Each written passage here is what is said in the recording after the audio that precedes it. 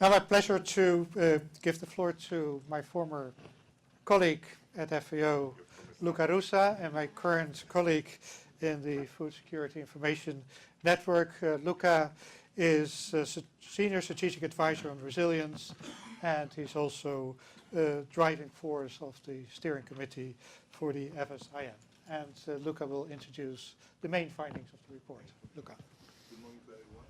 I must say I'm a bit difficult because many of the things I wanted to say have already been said, which in a sense is positive because that means that the finding of the global report have already been taken up at the decision-making level, so it's a positive thing. I'm presenting these things on behalf of the 12 partners of the global report, so it's not an FAO presentation, and I will just dwell on a few of the slides that we are going to present.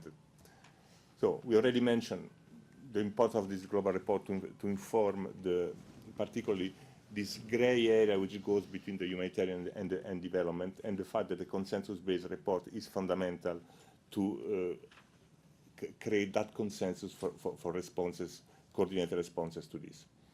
We have 12 partners now.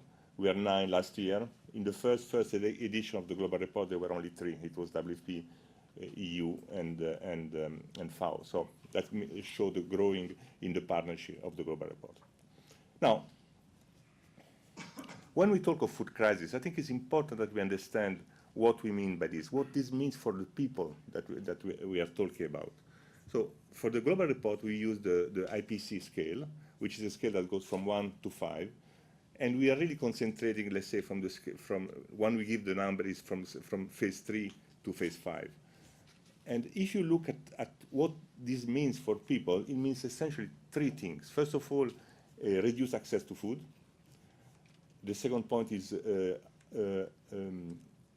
malnutrition, child malnutrition, that is higher than the norm. And then the third one is the depletion of livelihood assets. And this is gradually increasing in terms of severity.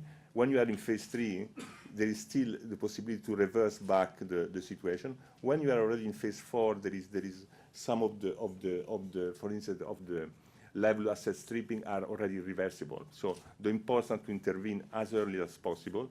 And then when you are in phase 4 or phase 5, you have already excess mortality. So when we talk of a famine, there are already people that are dying when we are in phase 4.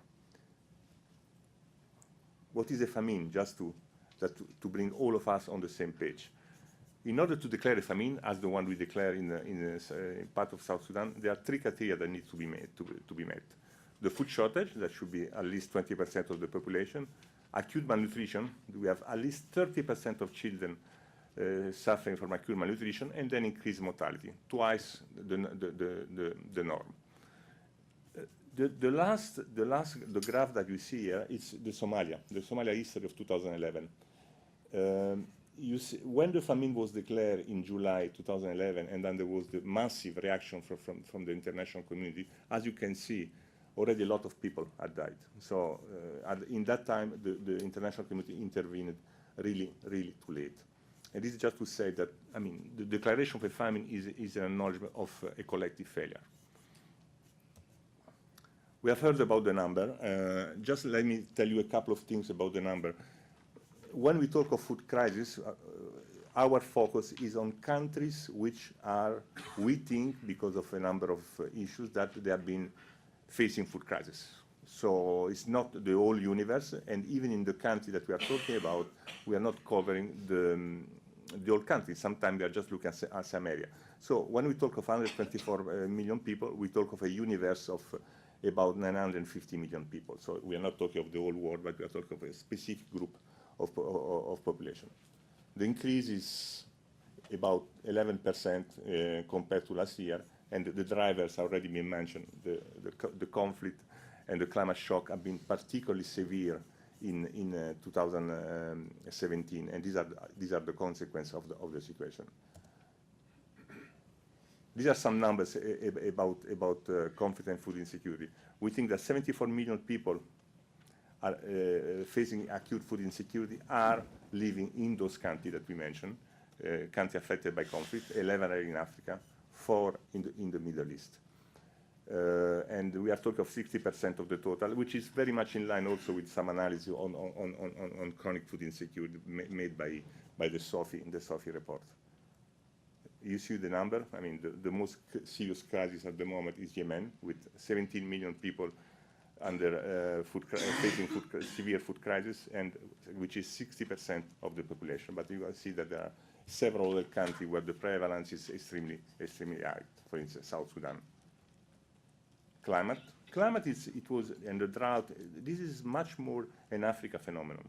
Out of the 39 million people that we estimate to be acutely food insecure because of the drought, 35 million are from Africa. The drought that hit Africa last year was particularly severe. And here you see the number. In this case, the highest number is Ethiopia. We always try to do this classification, but very often we are a mix of things. So it's not only conflicts, it's not only drought, it's always a mix. But we are trying to find out what are the main drivers. Now, the ambassador mentioned the issues of displacement. That is an important, very important thing. So these are the numbers of people that are displaced in the country we are interested in. And these are the number of consequences and policy implications that we might discuss later during the panel. Let me show just one slide, which I think is interesting, and particularly on the issues of humanitarian development nexus, is the slides that illustrate what happened in the 4 countries that last year were declared under at risk of famine by the UN Secretary General. As you can see, there was a quite important humanitarian response to these 4 crises. Just to give you a figure, the humanitarian need were $2.9 million billion in 5 years ago, and last year they were 6.1 billion. And as you can see, there was a substantial increase of humanitarian assistance, and famine was averted. So we did not have another Somalia, which I think was a very important success. At the same time, the number of people on the verge of famine have increased. They were 27 million in 2016, and now they are 32 million. That is 5 million more. So that means that something needs to be done that goes beyond the purely humanitarian system, but the need of working on political solution as well as working on rural livelihood and supporting rural livelihoods. This is just to give you an idea. There was the issues of the protracted crisis. Look at how the situation in South Sudan has evolved in the course of the last 5 years. How the things has progressed. It was something which was essentially in a small area in the northern part of the country, and slowly it has expanded to most of the country. As you can see, look at the situation, how it has evolved. So this crisis become more and more complex. Look at September 2017, and complex. And this require a number of articulated responses. This is a slide just to tell you that we were talking of four crises last year, but at the same time there are new crises coming on. This one is the one on Democratic Republic of Congo, regions which were not in the map, or in the IPC map last year. Now they're on the map, like Katangi, like the Kasai and the Katanga, which were and with a substantial increase of the number of people food insecure. That means that we need really to be watchful on what we do and how we monitor crisis. I am almost at the end of my presentation. This is the forecast for next year, and as you can see, we are not very optimistic about next year because the conflict in the Middle East and in part of Africa will continue. Issues about displacement and violence will continue, particularly in Asia. Drought is expected in the Sahel, in part of East Africa. Political instability is expected in the Sahel again. And all this makes us not to be very optimistic for next year. And you see there this map which indicates countries which are gray, in the sense we really think that in this country there are substantial food security problems, but we don't have enough data to make a call. And this is something that we really need to address. Venezuela, Eritrea, Korea. These are countries that we really need to look at and be very watchful, because most probably if we include these countries in our equation, the number will be much higher. I finish. Thank you very much.